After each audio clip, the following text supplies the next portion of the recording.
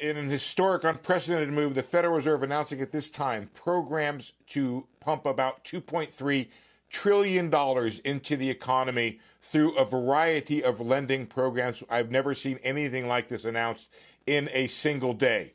Let me go through the details as we have these programs. The Fed will buy up to $600 billion in loans through its Main Street lending facility. It's not ready to launch it just yet, but it is announcing the amount and some details about who can apply for it. We'll get to those in a second.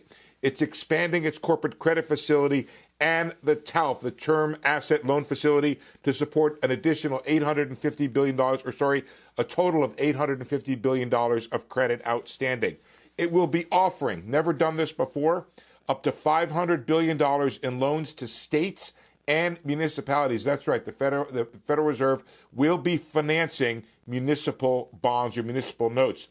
To support all this and backstop the Fed, which is not supposed to take losses on its loans, the Treasury will take about $450 billion, take $195 billion of the $450 billion it was given through the CARES Act to backstop the Fed through this lending process. What does that mean? 195 of 450, not quite half. It means there's probably more to come, but right now they're announcing $2.3 trillion. Let me go now to the details on the Main Street lending facilities such as we have them. The Federal Reserve will offer 4-year loans.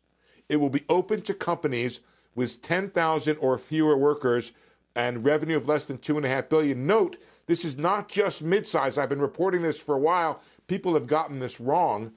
This is open to companies of all sizes, not 500 to 10,000, but just 10,000 is the cap on number of workers, $2.5 billion is the cap on revenue. Principal and interest will be deferred on these loans for 1 year. Banks will keep a 5% share.